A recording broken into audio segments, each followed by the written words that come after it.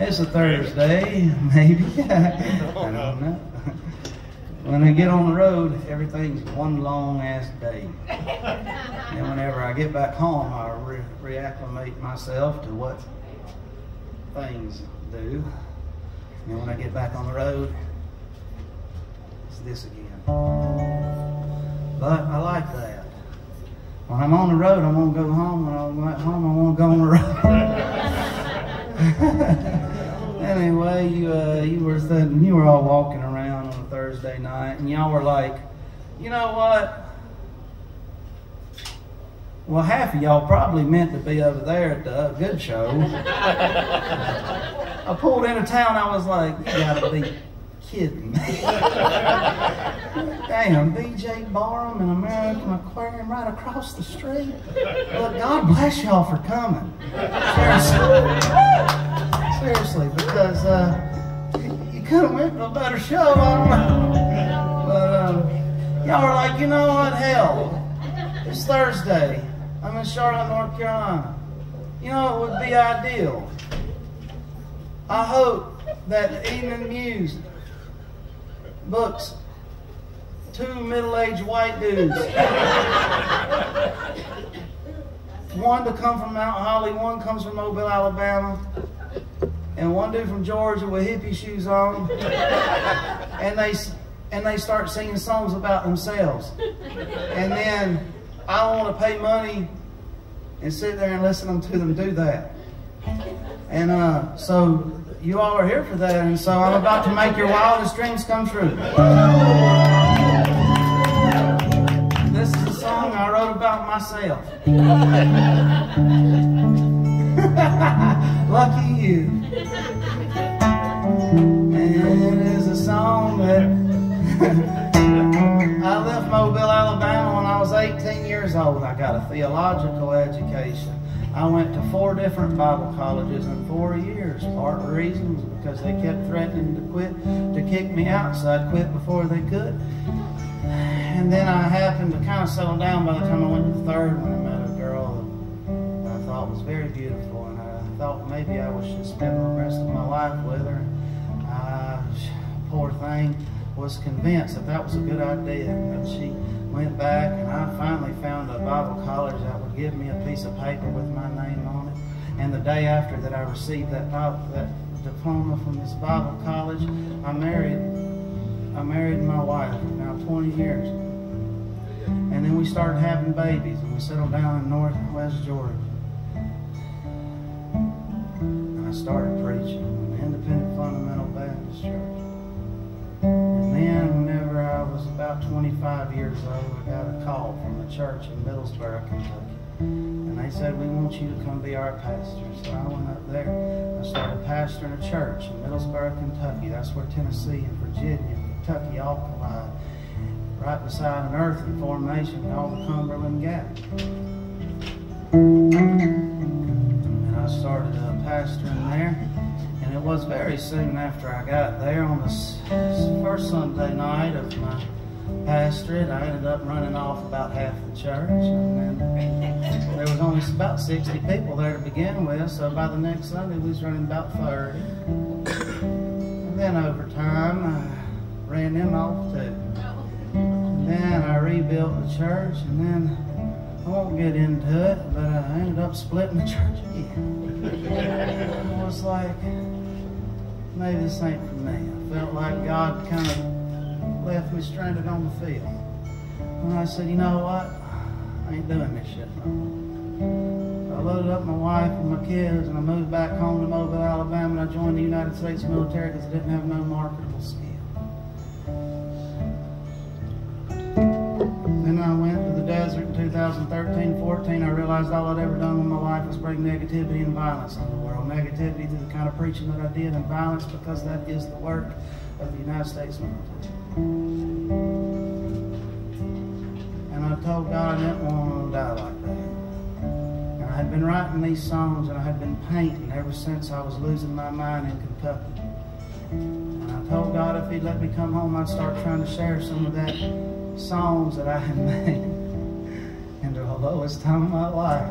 And then God let me come home, And I started playing my songs, and the first time I ever played my songs when I was a songwriter contest, I couldn't even believe I got invited, but they let me come up there, and it was the first time I ever played in front of an audience. There was about 200 people in there, and I got a standing ovation, and I was like, what the hell is it? And then I quickly realized that what I do is not for everybody, but however it is for some. And so I've made it my goal now to travel around this country and sometimes other countries, finding people that are crazy enough to like this kind of shit. And now I live my life, except them 2 days a week that I have to go get, 2 days a month that I have to go get my insurance. Every other day of my life I spend doing my best to make this world a more beautiful place. And it's the most joyous and happy and most meaningful thing in the world.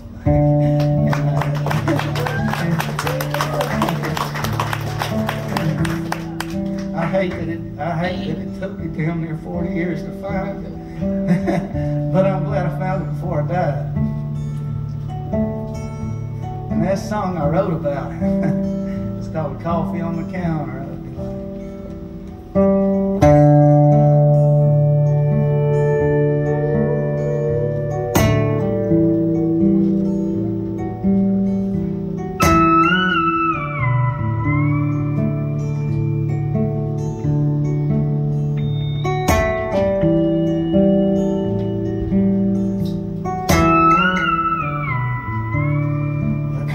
On the counter, the morning sun still sleeps.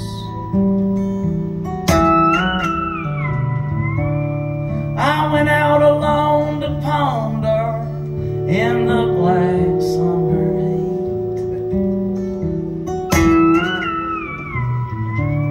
I sat down in my daddy's rocker to sway through the memories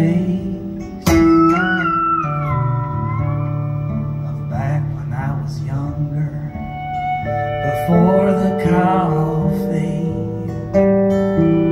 stained my tea.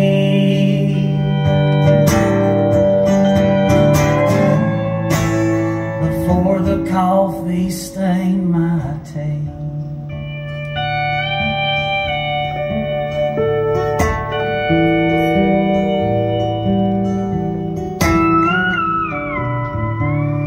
My daddy raised a fighter that I can't identify for.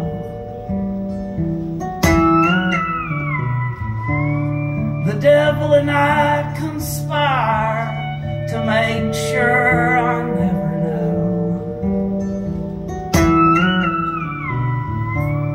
And sometimes I stare at the fire, I swing at every shadow. Guess I've always had some style, I just never found my show.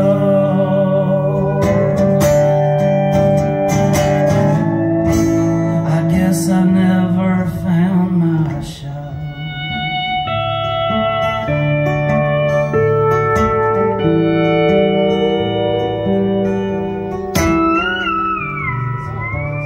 I've been a holy preacher with heavenly experience, and I've been teenage anger that I couldn't properly express, and I've been a rock and roll singer. I'm screaming for another chance. Some will call me a sinner, but to me there was no difference.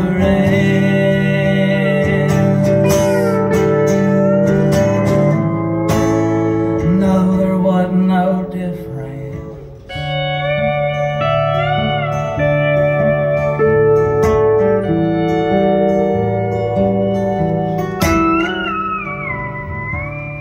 Now the coffee's on the counter and I've done lost track of time.